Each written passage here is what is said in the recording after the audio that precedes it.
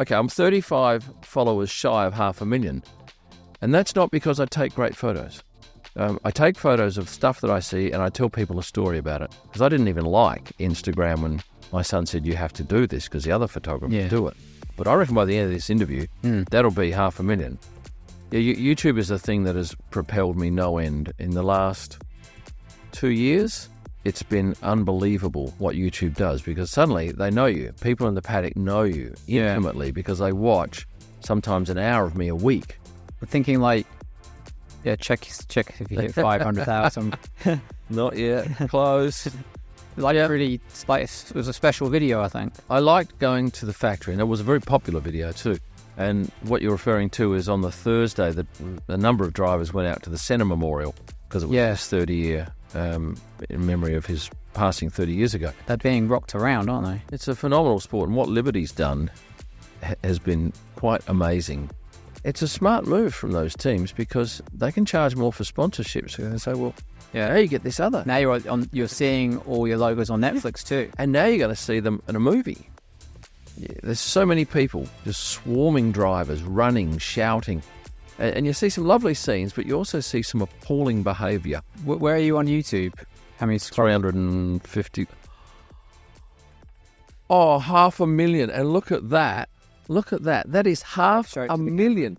500,000 exactly. This is the Bachelor Proof Podcast with your host, Chris James. So we have Kym Illman, if I pronounced that correctly. Correct, my friend. Okay, cool. Formula One photography you're kind of known for now. Mm-hmm. That's how I know about you. Actually through my dad, because he's big Formula One, multiple decades. He used to race Formula 2 and 3 in the early 60s. But thanks a lot for coming here today. It's a pleasure. Nice to get out of the rain. I mean, being in the UK, there is a lot of rain. Does it rain a lot in Australia? It does in certain parts, but not where I live, in Perth. In Perth? Quite dry. Is it? Yeah. Like all year round? Is it kind of it rains in the winter, but in the summer, it's like in our summer, when it gets up to 44 degrees or whatever, we would never have a day like you have in the British summer. It's phenomenal to come here and see 17 and rain. Right. That's probably a very cold day in Perth in winter. In the winter, yeah. Exactly. It's like, so as you look at Australia, because not a lot of people know where it is, pretty much. I'm acutely aware. Yeah. As you look at Perth, where is Perth? Is it like on the east or west or middle? It's the most isolated city in the world, I'm told. And I live a further 90 minutes north of it. Okay. In a small country town with 700 people in it. What's the town called? Lantzelin. It's a crayfishing town, lobster fishing town. Cool. And you grew up there? No. Where did you grow up? Adelaide. Okay. Went to Darwin as a radio announcer. When I turned 21, I did 5 years there. Then I went to Perth and got a job in TV as an audio engineer. I was hopeless at it and got sacked. And I started my own business. You got sacked and said, I'm going to do something myself. Yeah. But it was still in audio, right? It was messages on hold. Well, initially, I went out and got a contract with a jeans company called Jeans West. They had 100 stores. And I was actually in London, and I went to the top shop, and I saw a DJ live, and they'd play music. And, like in the store? In the store. Yeah. And that was the thing. Yeah. I thought, right, I'm going to go back to Australia and do that, but I'm going to do it on cassette and do a new 90-minute cassette every week. And so I went to a couple of the major retailers, and Jeans West said yes. So straight away, I bounced back on my feet with this very cushy deal that saw me earning what I'd earn in 5 days working in TV for doing 1 day's work. And then that left me with another 4 days of nothing to do. So I decided, having been put on hold at American Express and hearing their advertising while I was waiting, I thought, I can do that. I can voice those messages. I can record them. I can mix them. I can sell them. I can collect the money. So I was a perfect one-man band. And we went from one client to thousands over the years that the business has been running. We were up to about 100 staff at one stage. That was our peak. Wow. We're back down to, actually, it's 40 now. And it runs itself now. I've got good management, and I'm in the ideal position of being able to go and do the stuff that I want to do while that business just ticks along. And it's called Messages on Hold. That's it. All right. I think, obviously, I've heard music, But I'm not sure if I've heard a lot of advertising. Yeah. Or is it like, do I just not notice it? Or is it more of an Australian thing? Or It's big in America. It's big in Australia. what would be an example? So say like You're in called a British Airways and you're on hold and they say, by the way, we've got a special coming up next week and you can get a flight to England, a flight to Spain for £12. And you go, oh, that's a good deal. Yeah. 12. So it just makes common sense. If you put people on hold, if you've got their attention, they're not going anywhere. Not going anywhere. That's it. You may as well give them something of value for both you and them. Yeah. And that's what we've always marketed on. So it's been a cracker of a business, and we're into our 29th year, 28, something like that. Wow. So you're travelling quite young then. Say if you went to the UK in your 20s, yeah, is that something you want? I've always travelled. Okay. And every time I go away and I'd be exposed to new things, I'd come back and change my business. I'll give you an example. We used to sell messages on hold as a cassette player and 3 productions a year or 4 productions a year. And we'd say, right, well, you pay for the cassette player and the first production, and we'll invoice you again 4 times a year. And then I went and saw these guys in America, and they said, no, you get a finance company involved. You sell a whole package. Instead of selling that little piecemeal stuff, you get $4,000 up front, Aussie, and that covers you for 3 years. So suddenly we were rich in cash because we're selling these 3-year deals. And we did that and we doubled our turnover every year for about 4 years, which is no mean feat. Yeah. And then we looked at it and thought, if the finance company, we just realised that at some point, if we stop selling new contracts, we've got to service the old ones, and we're getting no new money. Right. So we thought, right, well, let's wean ourselves off the finance, which we did, but by that stage we were well and truly established. And now it's just a perfect subscription-based business. Yeah, that's the way now, isn't it? Like a monthly subscription. Mm-hmm. Is it? Can you still do like 3-year deals and stuff, or is it monthly and annual? No, we do mainly 12-month packages, and the clients, if they're happy, they roll it over. And is it something with the staff that you have now? Is it something that you continuously have to find new people, and you're always selling to get more clients? No, our retention rate's very good. But obviously we do a lot of marketing. My background is marketing, so that's why I'm interested in that, in the marketing in this space and what you've done. And I think it's something like, if you're open to like talking about it, it could help people that want to get into marketing now, because everyone's marketing now pretty much, right? Whether you think you are or you're not. But, I was in the music business through kind of the 90s before it went all digital. And we did very well. When it went digital, it was very hard to make money because everyone just jumped in. So it's almost like say you go like Mallorca and Menorca, little cove area, like in, say, like the 70s or 80s or something, and you're like the only family there. Now, if you go there, there's like, it's hard to like find something that someone else isn't doing. Yeah. So could you kind of maybe explain like from kind of how that would work in today?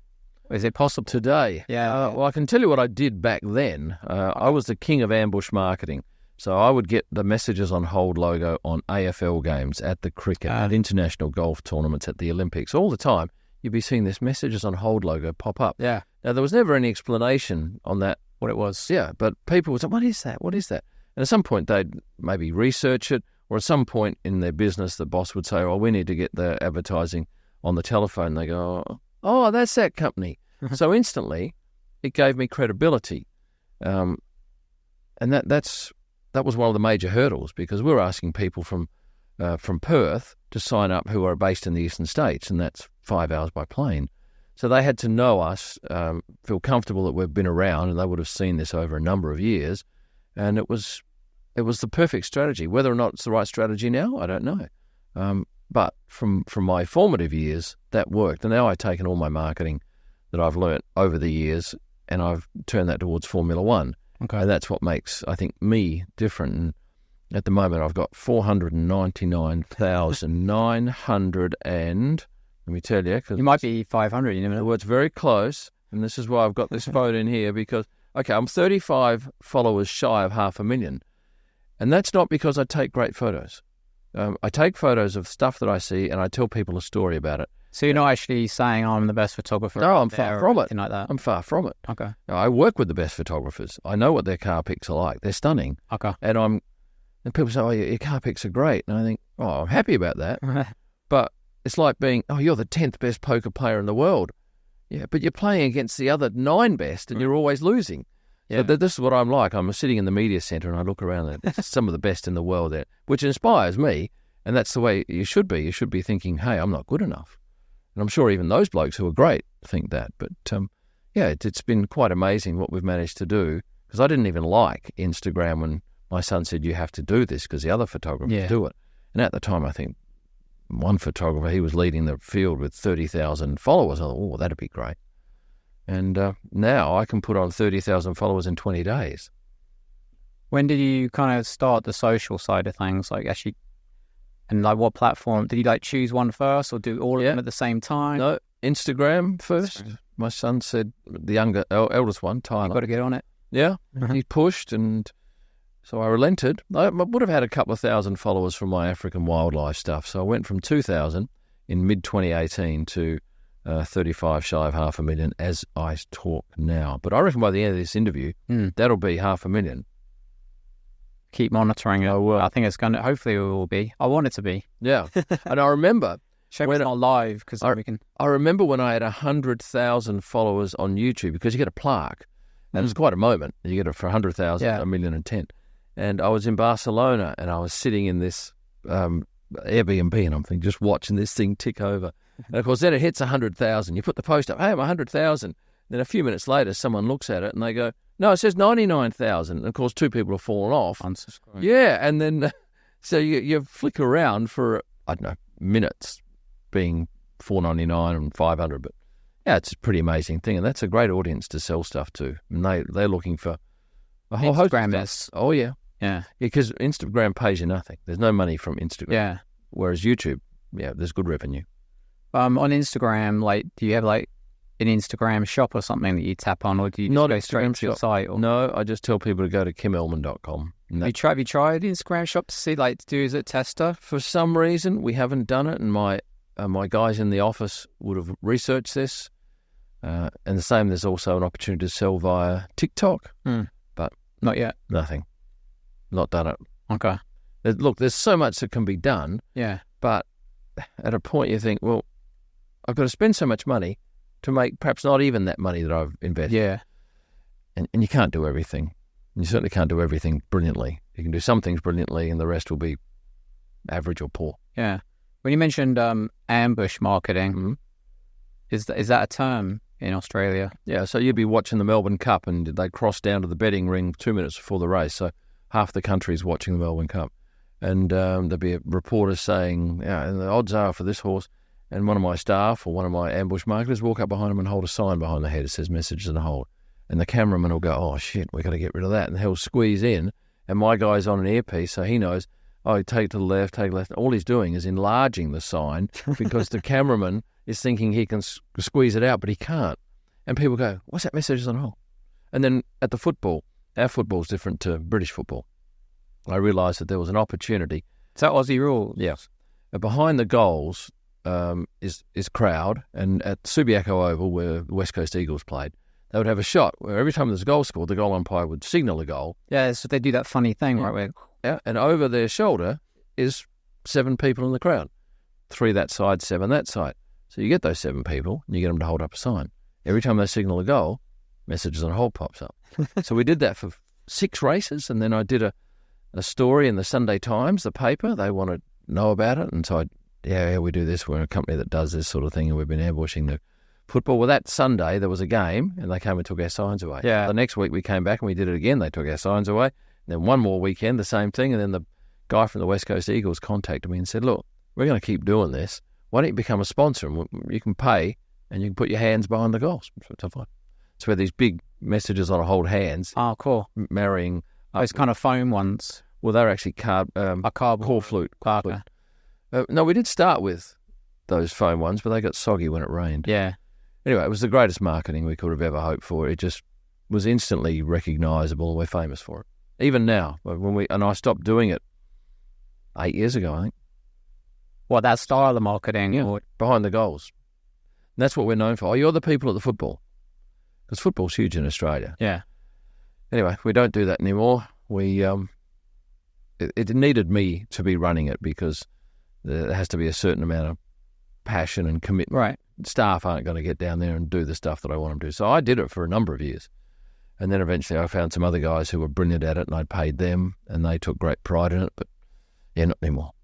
Growing a company, is it hard to find good people that are passionate and want to stay there and do stuff? But the majority of my staff, and I'm talking 80%, have been with me more than 5 years now. Okay. And that's a huge thing in Australia, losing staff. So my general manager, 29 years. My office manager, probably 20 years.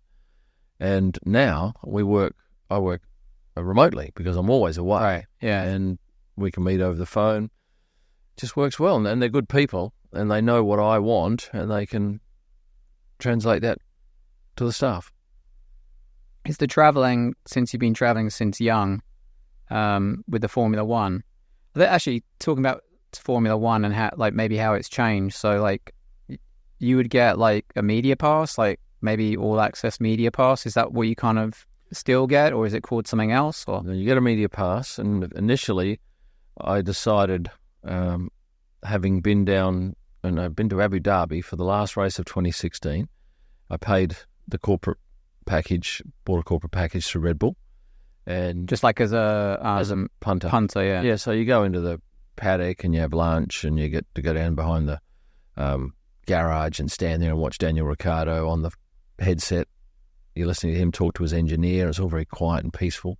And it was that point I thought, I'd like to photograph this.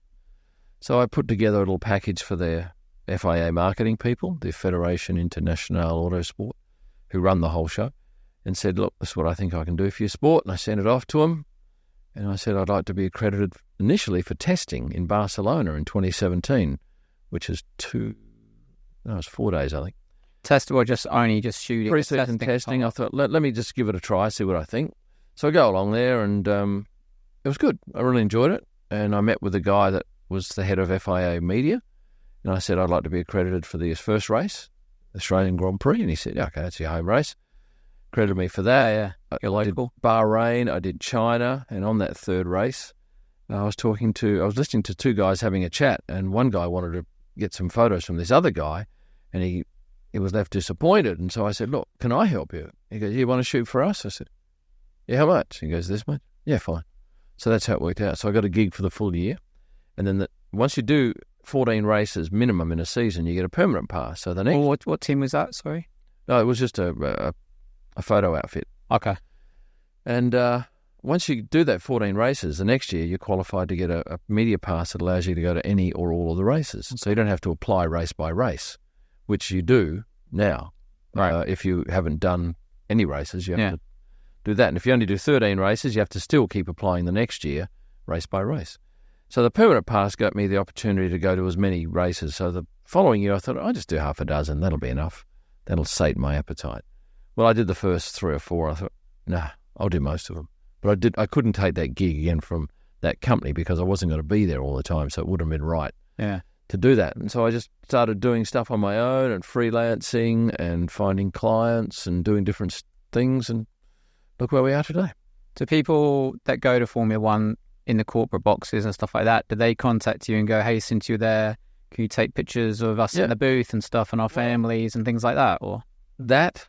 I get sponsors who say we need pictures of so-and-so wearing our watch this weekend. Yeah. Get car companies, hey, can you we'll sponsor you to do placements in your YouTube videos. Yeah, YouTube is a thing that has propelled me no end. In the last 2 years, it's been unbelievable what YouTube does because suddenly they know you. People in the paddock know you intimately because they watch sometimes an hour of me a week because I do 6 videos a week on most weeks. Really? Yeah.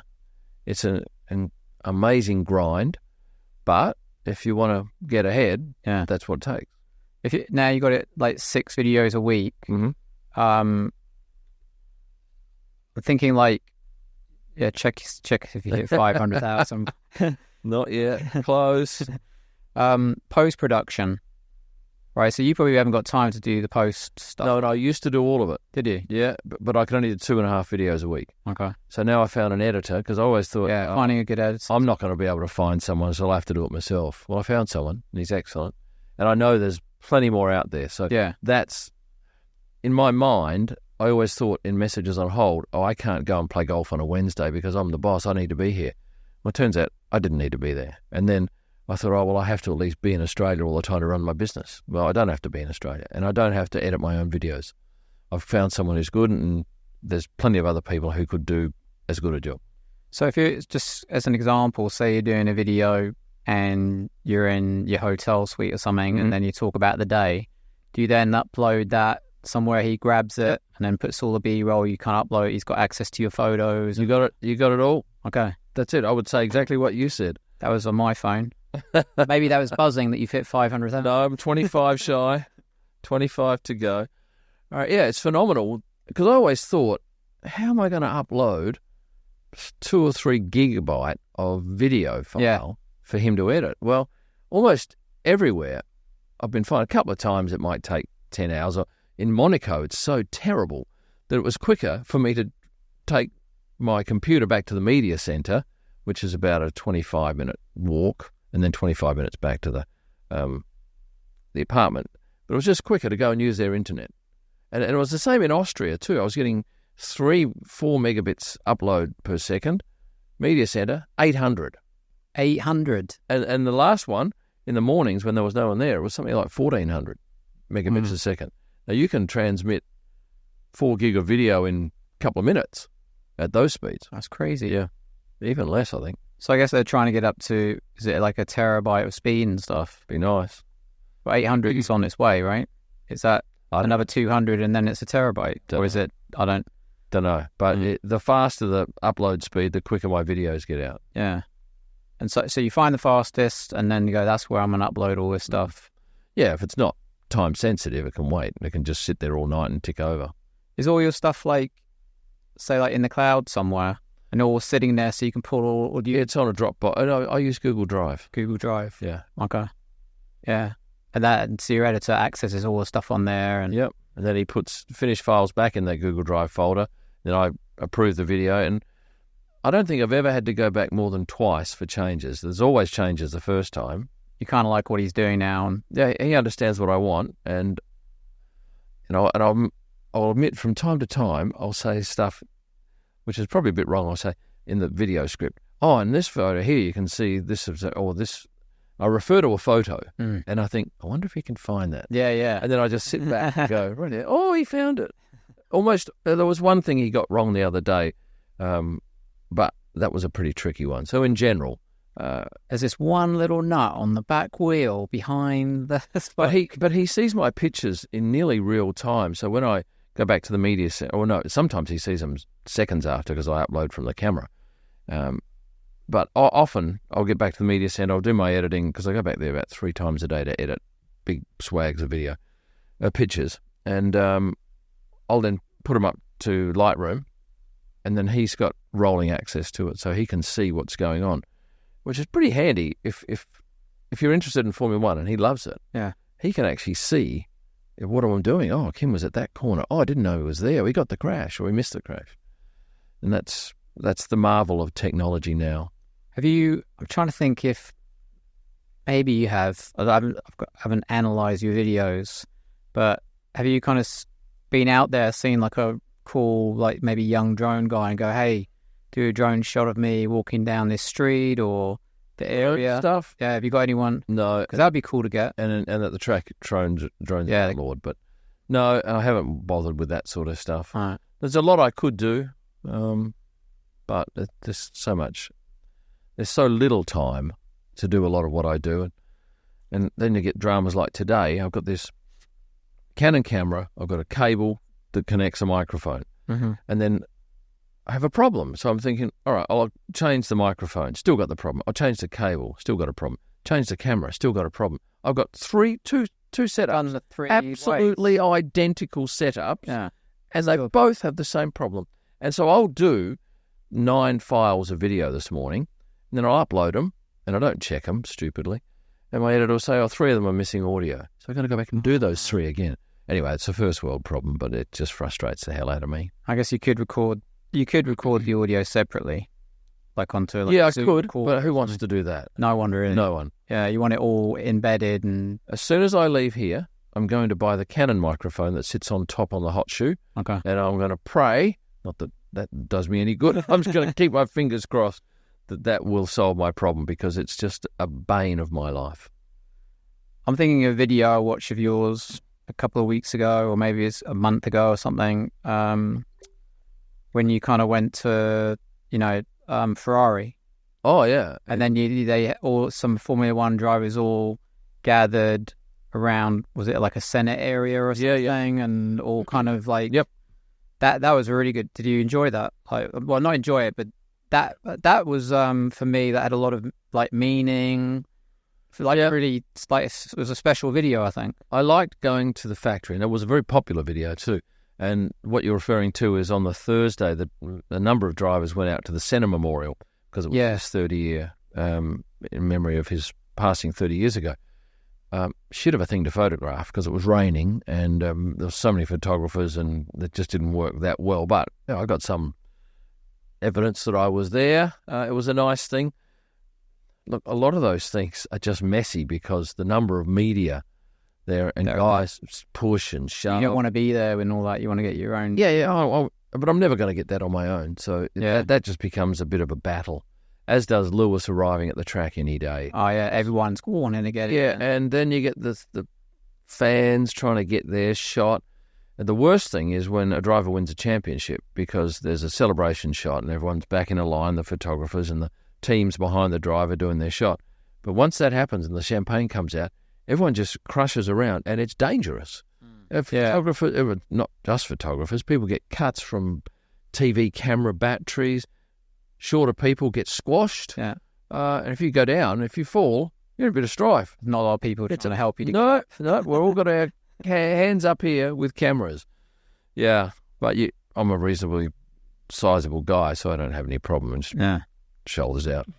Yep, push back hard. But there's often lots of swearing and, hey, you shut up. And it's very uncouth. I noticed, like, we're involved in the kind of off-road industry, and I did a lot of media. We kind of did this film, 4 films under the name Mod Kids USA. And it's like 12 to 15-year-old kids in mini trophy trucks on a big kind of BMX-style track, was a short course track.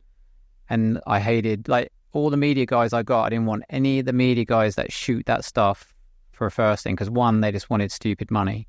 So I had to get my own media guys, and wherever those media guys were, we were like somewhere else. So we wanted to just shoot everything low key. Didn't the jackets sometimes you have to wear, those bright jackets? Tabard. I told all of them not to wear them so they didn't stand out and all that kind of stuff. It'd probably be hard to do that at a Formula One race and stuff, or a bigger star race. But yeah, when all the media are together, it's awful. It's not a place to be, and you just go, I just don't want to be here. I don't want to be nudged. I don't want to be the person nudging. Typically, though, the ones that do all the races, and there's not many of us, you get to understand what's accepted practice. Yeah. It's the local guys that come in who are clueless. And I was a local guy when I first started, and I was clueless. So we all have to go through that, I know. But clueless and then reckless and then stupid as well. A lot of these. Oh, and there was a funny one the other day. There's about 20 photographers in a line waiting for the drivers to come through the swipe gates at the last race. And I think he's local, he just thinks, oh, wow, this is amazing. Look, there's no one. I can go and stand in front of Lewis and walk backwards him so that everyone else's shots are routed. And he thinks he's the cleverest guy in the world until everyone has a crack at him. And rightly so. He learnt a lesson very quickly. But it's just poor form.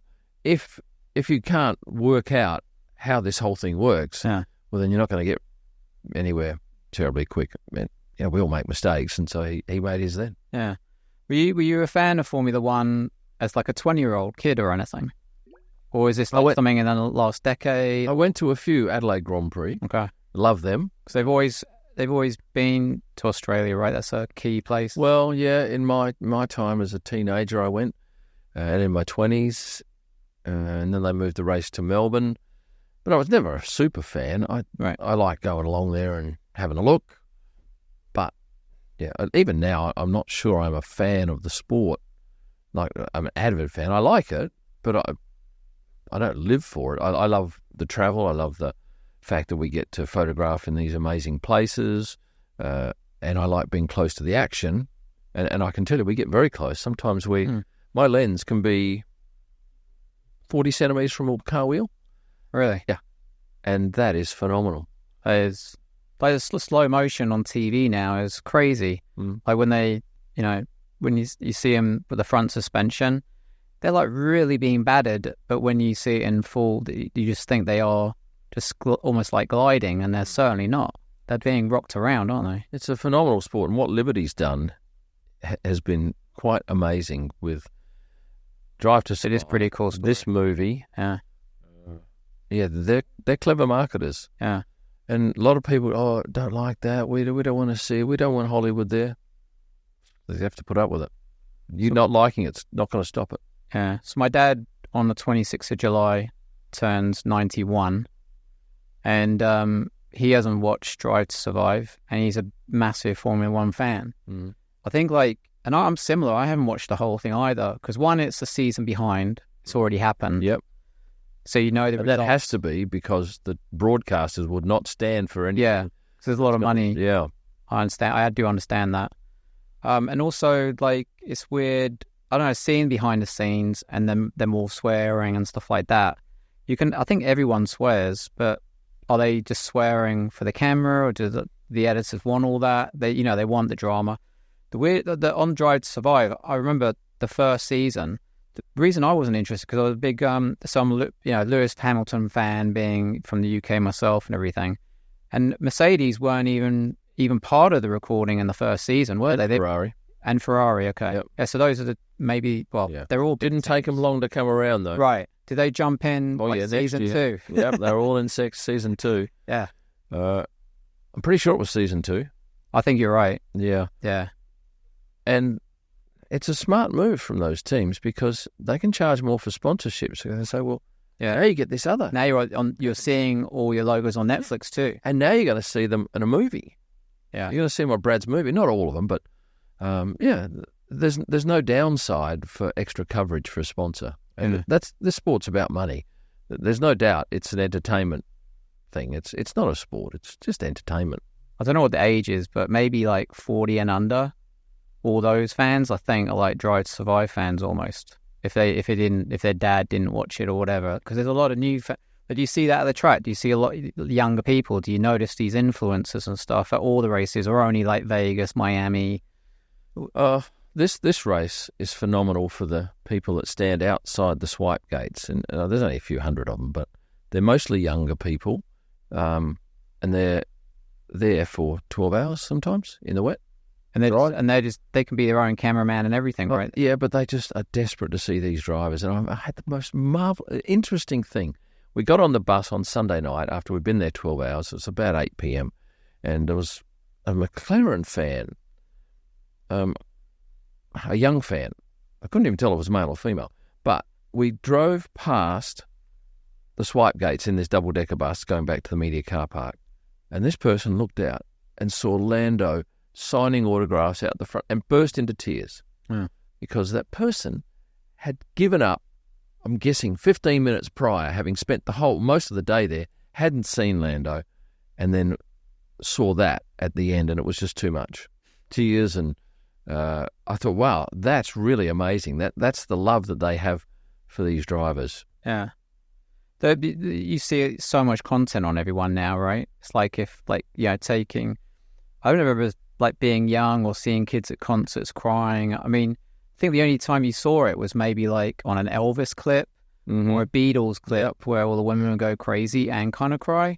But now, say Taylor Swift, you've got 50,000, well, there's 100,000 there. You got the parents and then these little girls all crying because they've seen Taylor Swift. But everyone can create so much content now. So you do It's like you create a lot of content. I'm watching you, and I'm now you're in front of me. So that has probably only happened in the last maybe 5 years this quickly. A lot of people have been doing content for like 15 years, but in the last 5 years, it's that much bigger.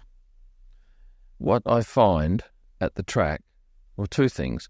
When I first started, the teams didn't have social media people run around with their own cameras. Yeah. Now every team does. Yeah. And they've got one sometimes with a DSLR and another one with their phone. F1's got people with phones as well, taking stuff and editing from the paddock.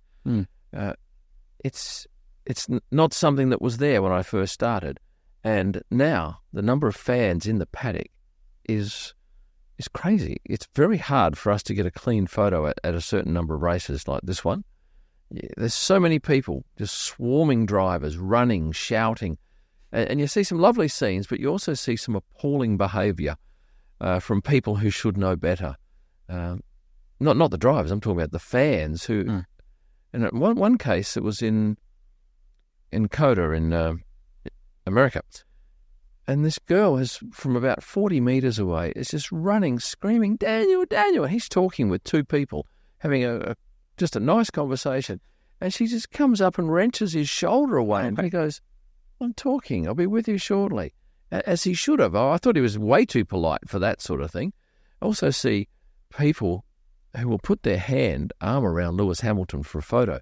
And I love it when the security guard just slaps the hand away. Yeah. Because I don't think anyone has the right to touch people. I can't just walk up to people and touch people. I don't know why anyone would think that someone famous yearns for that. And I'm really quite critical of that. I understand in the moment people get a bit excited, but no one looking at that photo is going to, for 1 second, believe you're best friends with Lewis Hamilton. You putting your arm around him, that doesn't mean anything. Yeah. I want to talk a little bit about the safari thing. Because I've never been at. What are you at now? 19 shy of half. 19 shy of half a million. Yeah. Where are you on YouTube? How many? 350. Oh, 500,000. And look at that. Look at that. That is 500,000. 500,000 exactly. And I did it while talking to you. So allow me, if you will, to post this, because tag battle approved. at battle approved.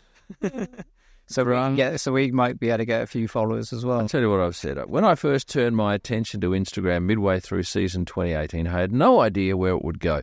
Today I clicked over to 500,000 followers. And a thank you.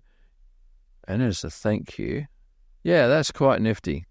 That is cool. There you go. That'll only happen once in my life. Do you think will it come up? Do you get anything from Instagram for that? Like Facebook and Instagram don't do anything, do they? No. Yeah, that YouTube 100,000 plaque is cool. Eagerly awaited. Yeah. When it arrives and you can put it on your wall and all that. But Facebook and Instagram don't do that. Nothing. But then again, they don't generate perhaps the same amount of revenue, because the revenue I get from YouTube is substantial. And obviously they're making their cut as well. So they need content creators and they're happy to pay it. If I was an American, I'd be earning money from TikTok. And I don't think it's anything like what you get from YouTube unless you're right at the very top. But I'm thinking maybe when the government brings in their ban on TikTok, maybe that content creator fund. It would just become some kind of private company in the States or something. Yeah, it's an interesting thing. Anyway, I'm delighted that I've got to share it with someone at the time. Yeah, that's lovely. Yeah, at first you look shocked, and I was going, oh, maybe. Yeah, because it was 500,000. I thought it'll be 001 or 002. And you watch now, it'll drop back under. It might not. No, it hasn't yet. I don't think it will, because you've got the followers are going up a lot quicker now for you because of all this content you're creating. So yeah, I don't think you'll see the backlash or the unsubscribing. Yeah, or look, less people go, you're way too happy, I'm unsubscribing. I spoke to Lando's manager a while back about social media, and he said Lando loses more than 10,000 followers a day. Yeah, as everyone does, and I don't know why these people sign up and then they unfollow you. Yeah, because I don't think he's got bots. I've not noticeably had bots. I think it's getting less these now. going. I think that was definitely like a Twitter thing. Yeah, but look, it's a powerful medium, Instagram. What I find, the stuff that I put up during race weekends is used by a lot of people in the paddock. They go and think, oh, has Lewis arrived? Oh, yeah, Kym's got a picture of him. Yeah. He's here. Is this person here? And it's valuable that they value that from me because it makes my job a lot easier. But also it has a downside where, because of the size of the audience, if I put up a picture that, say, a driver doesn't like, he'll often contact me and say, oh, can you take that down? I don't want that because of this. And then most of the time I do. I take it down because there's no point, pissing him off. Right. But that is the downside of having a sizable audience. You have to be very careful. And I'll give you another example. I use voice to text a lot. So I will be out in the paddock and something will happen. And I'm thinking, right, I've got to get this up quick. So I get the picture, I edit that, I put that up, and then I'll voice to text. And Antonio Giovinazzi has just walked in with Brad Johnson and they're falling over the stairs and da-da-da-da. And I have a quick look and then I'll go, oh, hell, here comes Charles Leclerc. Yeah, I'll post that. Great. I'll take Charles Leclerc's photo and then I'll come back 2 minutes later and it'll written, Antonio's a Nazi and all sorts of other stuff. And I go, oh, no. And people, what do you mean by that? What do you mean by that? Voice to text, voice to text. So is that like on like stories or something? No, it's Instagram. You can do voice to text on your phone, which is most of the time it saves me a lot of time, but occasionally it gives you a bit of angst. Yeah. But I don't care. You can go back and edit the words. Oh yeah, and stuff. And I do. Yeah. And most on the last one. And most people will go, well, what do you mean? What's going on here? Voice to text again? Yeah. So you get a bit more engagement from the mistakes. A lot. Yeah. Yeah. Actually, I know someone on TikTok that like goes around London and shoots stuff and says all the key facts that are true, but then just throws in 3 or 4 just complete nonsense stuff. Yeah. And all the comments are coming back on, that's not true, and it's just for engagement. But it's funny when I do make a mistake like that, people will come off and say, oh, no, he does that all the time. It's a strategy. Yeah. I'm thinking, oh, well, you think what you want, but I know exactly what it was. It was just I didn't check a post. And voice to text is often the culprit. Yeah. So, yeah, while it's on my mind, actually, just on the YouTube thing, so say someone's wearing... actually, so you mentioned the watches or any sponsor. Do you just put that within your content and and the watch is seen and stuff, and then you say something about the watch? Or do you have, like, little ad breaks and things? Depends. It depends. So I've got a couple of sponsors like Surfshark that do VPNs. I've got F42 that does car rental. And they will pay for a 40-second ad in a video. And then you have... Their own ad is placed in it? Yeah, I talk about it. Oh, you talk about it? Yeah, so I happen to use Surfshark so I can talk from experience about what it's like. Yeah. And then occasionally, let's say a watch company says, we've got a new watch launch. Here's what we need. We need pictures of someone wearing the watch. We would like to use it on our social media. And we'd like you to post it in Watches of the Paddock. I say, okay, well then I'll charge you that much and you'll get exactly what you want. They go, great. They don't have to, because you can't just send a photographer to the track and say, oh, we've got our own personal photographer for Joe Bloggs who's coming as a guest. You can't do that. Yeah. And, I don't go out of my way to chase that work. It just comes as a result of people knowing you. That's cool. And have you got some of your staff, are you trying to find stuff, or is it all kind of my son does my social media and he should do more of that, but my other son's girlfriend is a classic. She loves this hotel chain, The Edition. She said, I'm going to get you a deal with them. The Edition? I haven't heard of that. Oh, The Edition are beautiful. What is that? Hotels around the world. Really? Yeah, Edition. And so she's now gone to bat for me there, trying to find me a sponsorship with them. Because what I offer businesses is most of the F1 drivers see my stuff on Instagram. Yeah. I'm there talking to them all the time in the paddock, so I've got that one-to-one with, well, not all of them, but many of them. And I'm at the coalface. I'm there every single week. I haven't missed a race in 3.5 years. Oh. And at the start of the season, I got onto a whole lot of companies and said, hey, do you want to throw in 22 pairs of headphones, Bose? Do you want to throw in 22 Instax cameras, Fuji? And they say, yeah, and they give me that stuff, and I give a gift pack with a couple of $1,000s worth of goods in it to every driver in Australia. That's cool. Yeah. And they love it. I got a hug from Logan Sargent for it. And Do you put your to say like Kym Illman on a bag or anything like that? Or I got a bag from Belroy. They gave me the bag so that they were happy. And the drivers love it, and they'll give it the headphones to their trainer, and Lewis kept the camera strap, I know that. And, it was just a nice welcome gift. So that's a very powerful thing. I didn't charge anyone anything for that. I just thought, that'd be a nice gift. Yeah. But now maybe I've set a precedent that I'm going to have to... If you want to be in the Kym Illman, like the gift pack in Australia. It's like the Oscars pack. It is, yeah. Yeah. Gets bigger every year. But then I've got to... Well, having done it once, if I do it again, they'll be aware that there's a gift pack coming, and I'll make sure they're aware. Is it physically handed to you? Because I want to get photos, and sometimes I'll go through... Is that like your once in a year thing where you might be a bit intrusive on their time? Saying like, here's the bag, I want a photo. But they get $2,000 worth of stuff, so I'm not that intrusive. Yeah. Yeah. And it's very difficult. I didn't mean to say intrusive. But the first word that came to my mind. But that is a hard thing to do because I'll do it on a Wednesday before the race weekend because a lot of them do track walks. Thursday's the best day. Friday's tough. Yeah. And I think I got everyone except Max and Lance. They were the only two I couldn't get one-on-one to hand them, so I had to give them to their trainers. Yeah. If they got, and they appreciated it. But they're very powerful influencers, drivers. Yeah. So the sponsors like a Bose headphones, if a driver happens to be wearing those somewhere, that's valuable publicity. It is, yeah. So actually, getting back to when I mentioned Safari, Africa, this is a place I've traveled around most of the world, but haven't been to Africa. Mm-hmm. When was the first time you went to Africa? Is this like a yearly retreat thing for your family? No, what year? You don't have to say the exact 2012, I'm guessing it was 2012. Okay. My wife said, because she's always wanted to do a safari, and I've always said no. She said, right. Mauled by a lion? Yeah. No, I just didn't want to go there. I thought it'd be boring. She said, right, I booked us to South Africa now. 4 of us going on these dates for 2 weeks, so you sort the rest out. I said, oh, okay, we're going. Right, so I got stuck into it, and then I thought, right, let's go to Kenya, because that's better. So we went to Kenya, took the ongoing flight, spent 2 weeks in the Mara and in Tanzania, loved it. 8 weeks later, we booked another one without the kids, and we went back for 13 days, I think.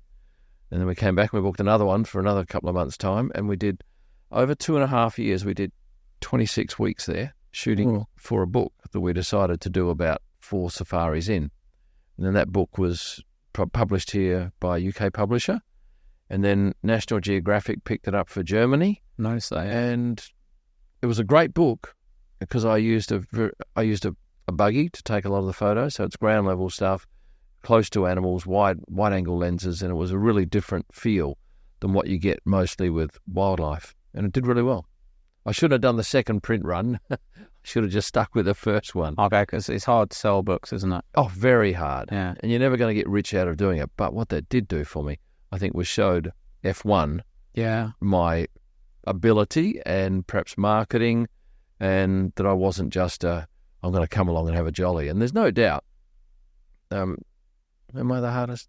Yeah, I think I'm there before most people and leave after most people for every single day at the track, because I just want all the content. I want all the stories. I want to be there. And a classic example, when was it?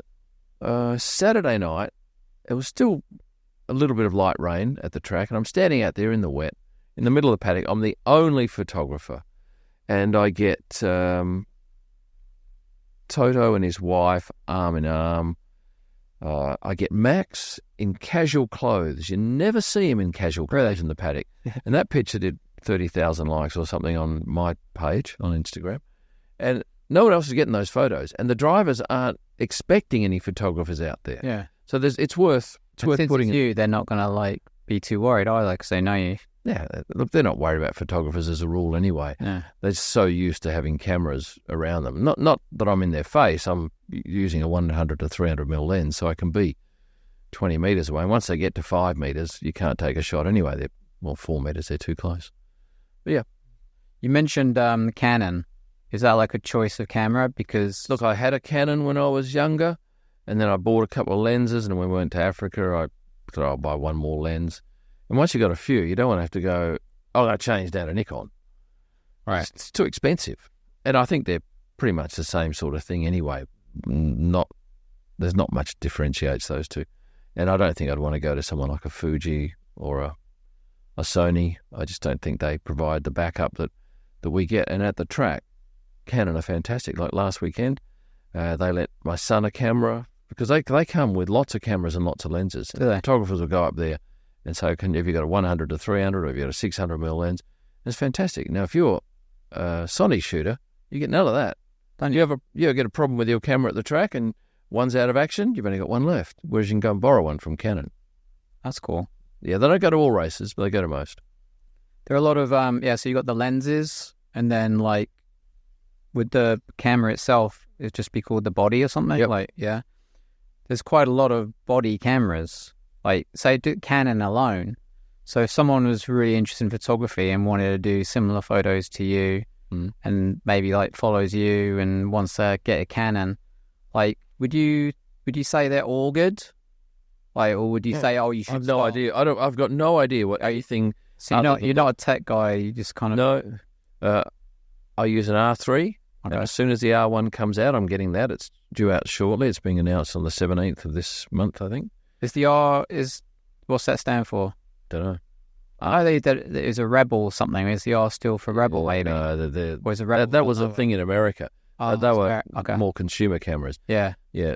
But the R1 will be an epic camera. Okay. The R3 is good, and it's their best camera at the moment. But the R1, I had a look at it the other day, and I touched it, and I pressed some buttons and took some pictures, and it's super top secret, so I can't say too much about it. Not that I've signed an NDA, but I did give this gentleman my word that I wouldn't mention it. But there's some stuff on it that blew my mind. That's cool. It's going to make me a much better photographer. With no extra effort. Without doing anything. No, it's just going to make me better. I'll get more photos. I'll get the stuff that I miss now, and I can't wait. When you're shooting the race itself, cars flying by, on TV they look like they're going 30 miles an hour around a corner, which they're obviously not. Do you press the button and take like a whole load, like 100 in one go or something? Or you can. But do you just get a one shot? No, I never take one. I'm on high-speed shutter all the time. Well, no, there's several modes of high-speed shutter. So out on track, I'd be high speed, and then there's high plus, and then there's high crazy. But crazy, man. Yeah, no, every time you press, because people say how many photos a weekend, 20,000 I take, and I've got to edit all of them. I've got to look at every one of those photos. But every time I press the shutter, I get 3 shots. Sometimes you can press it so you can get 1, but you've got to be very careful. But that means that you get a range of pictures. Yeah. And one will always be better than the other, typically. And it just depends if you're shooting low shutter speed, say 1/10 of a second, you have to take a lot of photos to get one sharp. If you're shooting at an 8,000th of a second, you can wave the camera around like that and you'll still get a photo. But at 1/10 of a second, you've got to perfectly pan at the exact same speed as the car, and you've got to do it for 1/10 of a second. That's a long time. So you're moving when a car... Yeah. Unless it's coming towards you, which is no problem. It's just getting bigger in the frame. And then you've got to jump out of the way. Well, you normally got a fence in front of you. You did some racing yourself? Yes. Desert racing style? Well, it's tarmac rally. Okay. Around the streets of Tasmania and Western Australia and different places. Yeah, it was enjoyable. Expensive. Probably. That's what I was... Yeah, I was going to maybe people that race...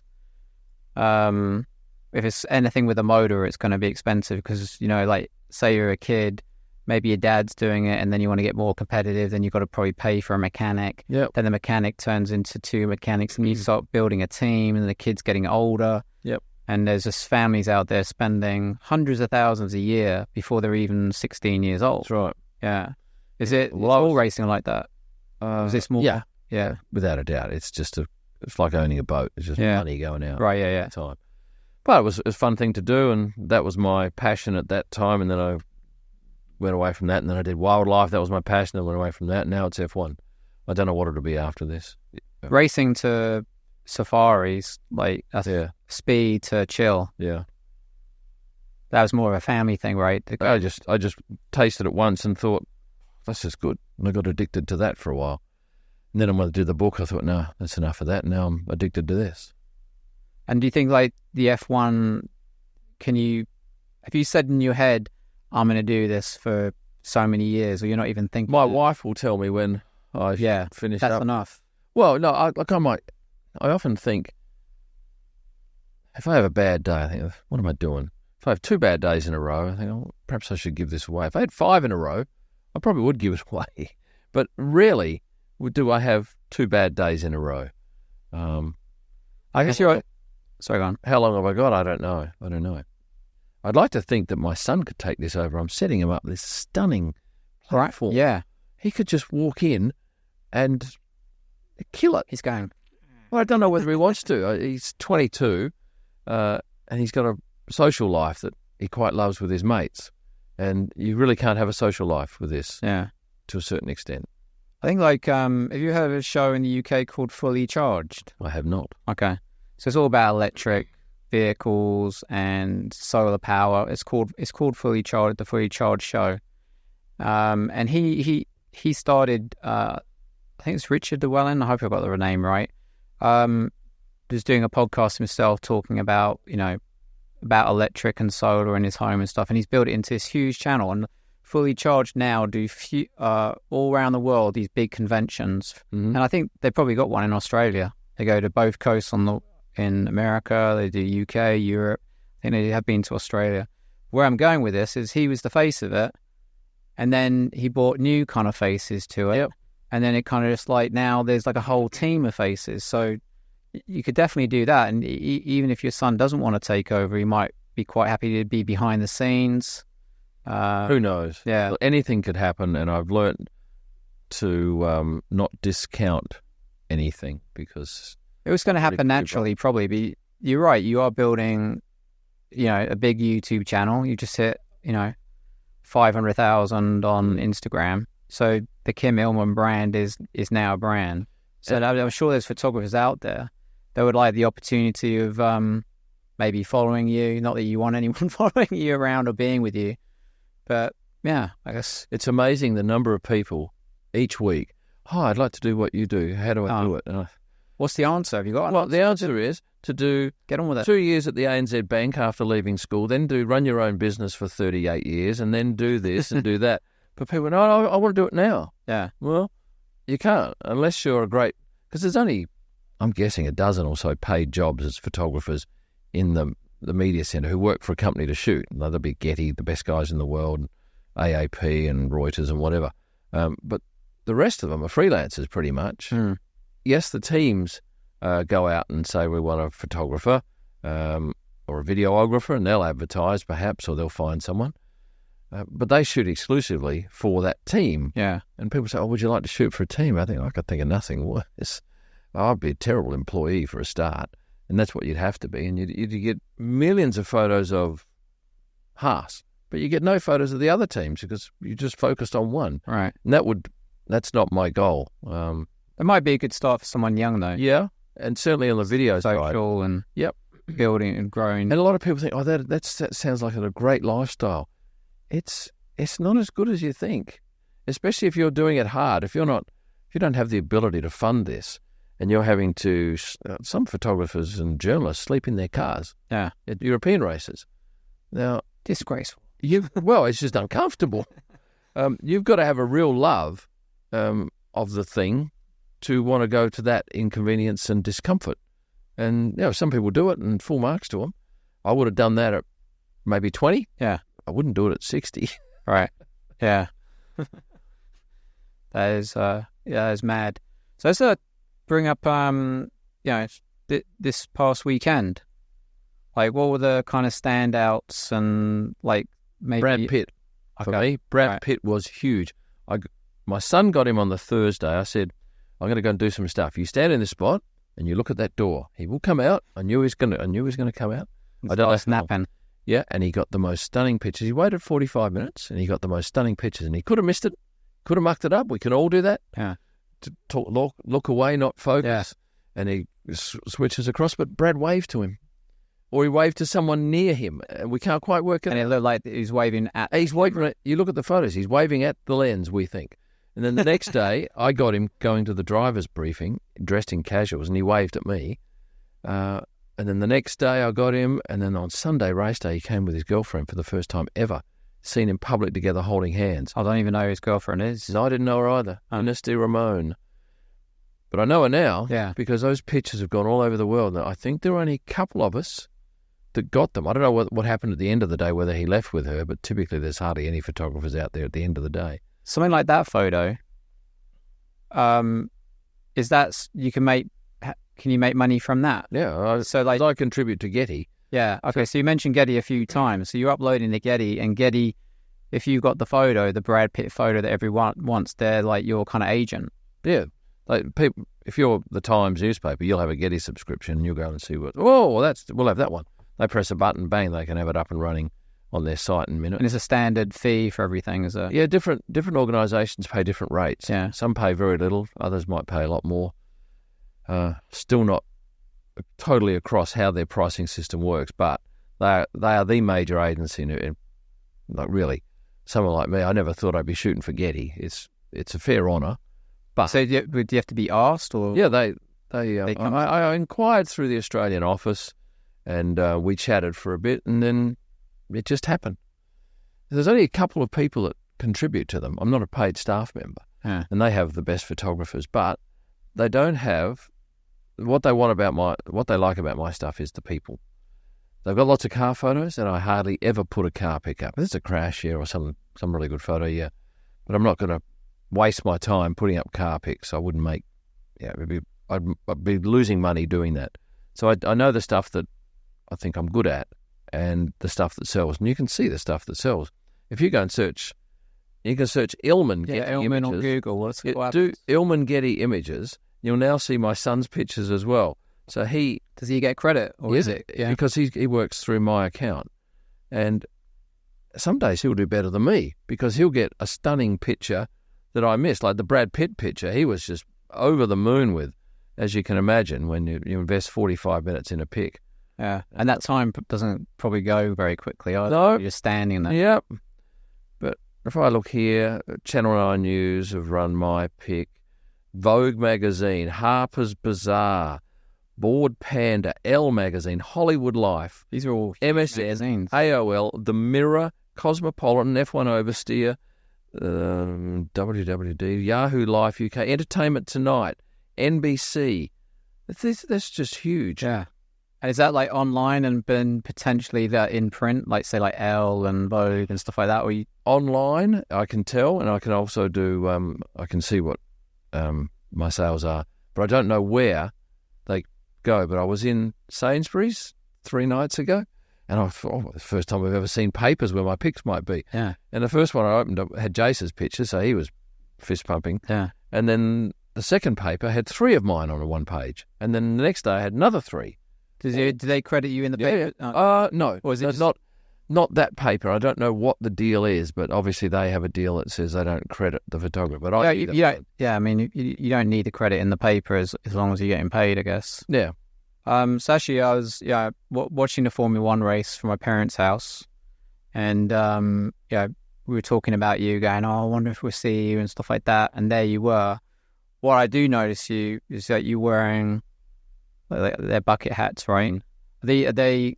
Do you have your own bucket hats or a sponsor? Or I do, and the reason I have to wear a bucket hat is because when you shoot portrait style with a camera, if you've got a cap on, it just smashes back. So you have to have a soft cap. So the pea gets in the way. Yeah, and a lot of the photographers don't even wear hats, but I got some bucket hats done recently. I thought, I'll get my own design. Yeah. I thought, well, if I can sell 50, so I mucked around and found some good supplier that's a quality hat that would do a minimum run of 50. Well, we sold 100 we sold 100 and we sent them out, and then I thought, I'll do an expression of interest, see if there's any more interest. I think about 70 people said, yeah, we want them. So I did another run of 100, and I don't know whether I'll do another one. I'll probably do one next year, but yeah, I've not yet at this point seen anyone roll up wearing one. Yeah. Oh, okay. But they've got all over the world, yeah. Yeah. But when I do see someone, I'll be most excited. Another thing is the if you have, say, photos of Lewis Hamilton or whatever, and it's like signed by that driver, is that is that something you do? And two, if you do you have to have an arrangement with the driver? Or they make enough money, go, no, you can just sell them? Yeah, well, the driver's never going to sit down for 20 minutes and sign 100 prints for nothing. Right. Yeah. They get a reward, whether it's for them or for charity or something else. Oh, so they are actually signed. It's not like a digital print. No, they're signed. It's fully like an original. Hand signed and hand numbered. And what I do is, if you were a legendary driver and you agreed to it, I'd photograph you signing each print so that you can see the number 4 of 100. And that person gets that as well. And they get the digital image. So that's cool. When they want to go and sell it, there's irrefutable proof of authenticity. Yeah. And so much stuff that's for sale, signed stuff. When do you get an opportunity to do that with a driver, though? Typically a Thursday. At any race, or? Yeah, so I've just done we're doing one with Ollie Behrman. Oh, yeah. Because he's announced, it was amazing because the day we agreed to launch the signed prints on the day that he announced that he got the Haas gig, so it was perfect timing. And for that, we pre-sell and we'll sign in, what's the last race?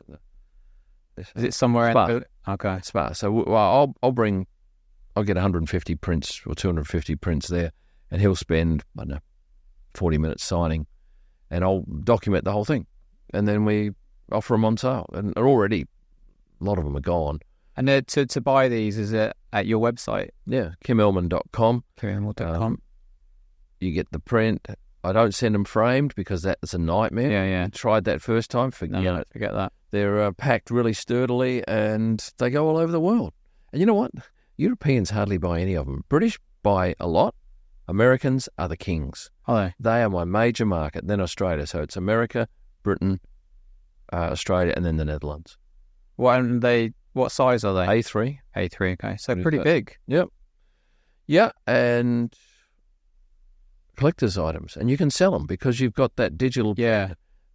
I would love to have, because I've got a lot of signed memorabilia, and I've got some Beatles stuff, and I would love to have a photo of them signing my... That is cool if you could say... Yeah, because in 50 years' time, Fernando Alonso, because I've done a few with Fernando, he's great to work with, those people will be selling those on the open market, making a profit, and the buyer knows that it's real. Yeah, that's awesome. Well, I definitely appreciate your time for coming down. Like, the F1 weekend is enough for you to just chill, but coming to North London and everything to meet me, thank you very much. It is a pleasure, and I'm glad you got to witness me cracking 500,000. That is cool.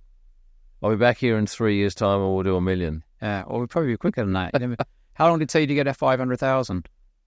I just had a look today. 2018 to now, but I went from 400,000 to 500,000 in the last 11 months. Yeah, and I think I probably did 50,000 in the last 3 months. So it's getting quicker. It's going crazy. Bigger. Do you have people coming up to you and going, "I know you, you're a YouTuber"? Predominantly in F1 cities. So if we're all traveling to Spa, okay, like on planes and things like that. And, yeah, it's lovely sometimes. It makes it difficult. I was recording a video in Milton Keynes, and a couple of people came up while I was recording that. But yeah, it's nice that they're noticing you. That's a better problem to have than no one noticing you. Yeah. All right, let's go do some work. Get to your next million, get to 500,000, and then hit your million. Thank you, mate. All right. Thanks a lot. Good job.